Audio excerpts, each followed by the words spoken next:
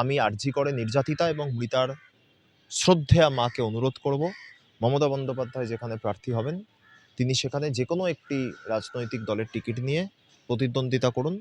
এবার লড়াইটা যেহেতু রাজনীতির মঞ্চেই চলে এসছে, তো এটা ভালোভাবে হোক, সম্মুখ সমরে আসুন। 2021-এর বিধানসভা, 24-এর লোকসভা, 23-এর পঞ্চায়েত, 22-এর পৌরসভা, আবার 26-এর বিধানসভা আসছে। এতে লাভটা তো তৃণমূল কংগ্রেসেরই হয়েছে।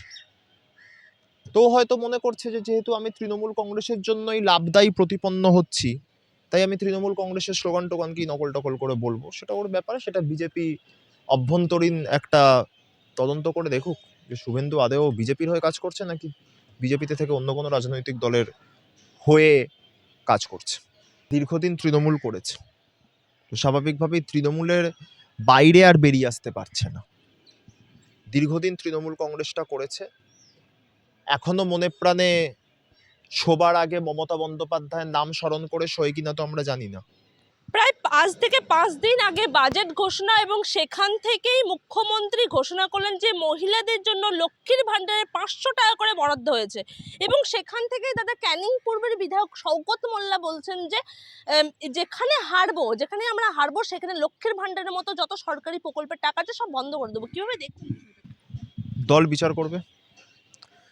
উনি বিধায়ক, দুবারের বিধায়ক, কিন্তু নিশ্চিতভাবে ওনার বক্তব্য দলের স্ট্যান্ডের সাথে যায় না, এটা অস্বীকার করার কোনো জায়গা নেই। এবং বলছেন যে ভাঙড়ে যে 3টে জায়গায় হেরেছে সেখানে সমস্ত সরকারি টাকা বন্ধ করে দিয়েছে। উনি তো বন্ধ করতে পারবেন না, এটা রাজ্য সরকারের সিদ্ধান্ত, উনি বন্ধ করতে পারেন না। প্রথমত উনি ভাঙড়ের বিধায়ক নন যে বন্ধ করবেন, উনি রাজ্যের মন্ত্রী নন যে বন্ধ করবেন। উনি ওনার নিজের বিধানসভা কেন্দ্রে নিজের প্রভাব খাটিয়ে কিছু করতে পারেন, কিন্তু বাকি উনি কোথাও এভাবে কিছু করতে পারেন না।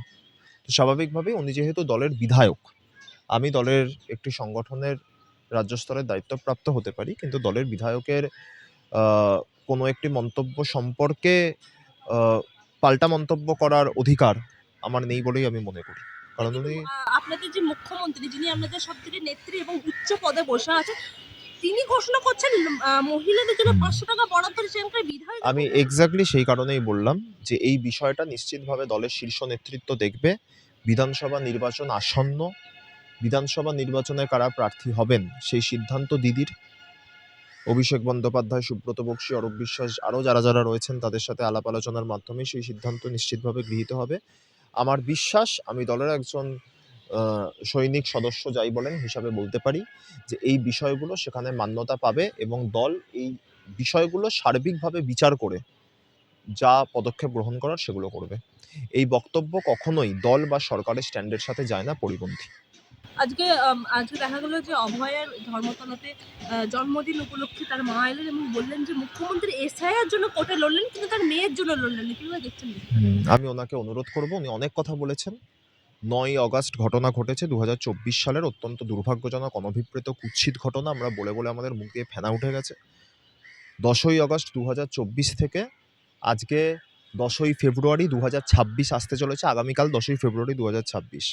ওনাদের পরস্পর বক্তব্যগুলো পাশাপাশি রাখা হোক, একটার সাথে আরেকটার মিল পাওয়া যাবে না। তো ওনারা যেভাবে মাননীয় মুখ্যমন্ত্রীকে এখন সরাসরি আক্রমণ করা শুরু করেছেন, আমি আরজি করে নির্যাতিতা এবং মৃতার শ্রদ্ধেয়া মাকে অনুরোধ করব, মমতা বন্দ্যোপাধ্যায় যেখানে প্রার্থী হবেন তিনি সেখানে যে কোনো একটি রাজনৈতিক দলের টিকিট নিয়ে প্রতিদ্বন্দ্বিতা করুন। এবার লড়াইটা যেহেতু রাজনীতির মঞ্চেই চলে এসছে, তো এটা ভালোভাবে হোক, সম্মুখ সমরে আসুন। ভারতবর্ষের রাজনীতি তো পৃথিবীর সর্ববৃহৎ সংবিধান সম্মত গণতান্ত্রিক রাজনীতি, তো সেখানে সামনাসামনি আসুন, গণতান্ত্রিক প্রক্রিয়ায় লড়াই হোক, ওনার জমানত বাজেয়াপ্ত হবে। পরবর্তীকালে আগামী 10 বছর বা যতদিন উনি বাঁচবেন উনি আর ওনার পানিহাটির বাড়ি থেকে বেরোবেন না। অন্যদিকে সুবিধা অধিকারী তৃণমূলকে হুঁশিয়ারি দিচ্ছে যে এখন থেকে সাবধান হয়ে যাক, মানে এপ্রিল মাসে বদল হবে, বদলাও হবে। কিভাবে দেখছেন?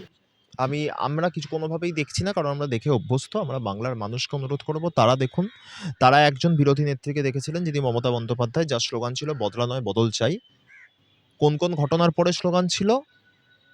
ছোট আঙারিয়া থেকে নেতাই পর্যন্ত হাজার হাজার লোকের মৃত্যু, 55,000 তৃণমূল কংগ্রেস কর্মীর রক্তের ওপর দাঁড়িয়ে কার্যত তাদের শহীদ, মানে 55,000 তৃণমূল কংগ্রেস কর্মীর শহীদ হয়েছেন, তারপর এই দল ক্ষমতায়। তাদের বিদেহী আত্মা, তাদের পরিবার এবং বাংলার মামাটি মানুষের আশীর্বাদে। মমতা বন্দ্যোপাধ্যায় নিজের কখনো রাইটার্সে আক্রান্ত হয়েছেন, চুলের মুঠি ধরে পুরুষ পুলিশ বার করে দিয়েছে, এখান থেকে ঢিলছোড়া দূরত্বে আছে রাইটার্স। কখনো তাকে সিঙ্গুরের বিডিও অফিস থেকে গত 25শে ডিসেম্বর 2006 রাজকুমার ভুলের মৃত্যুর পর তাকে কাঁধে ধাক্কা মারতে মারতে পুরুষ আধিকারিক বের করেছিল, এবং তারপরে তার 26 দিনের ঐতিহাসিক অনশন। তো এই সমস্ত ঘটনা হয়েছে। এই সমস্ত ঘটনা হওয়ার পরেও 1993 সালের 21শে জুলাই তিনি নিজে যে মিছিলের নেতৃত্ব দিচ্ছিলেন এই ধর্মতলায়, যেখানে আমি আলোচনা করছি, যুব কংগ্রেসের সভানেত্রী হিসাবে, সেখানে এই ধর্মতলার রাজপথেই তার 13 জন যুব কংগ্রেস কর্মীর ওপরে গুলি চালানো হয়েছিল নির্বিচারে।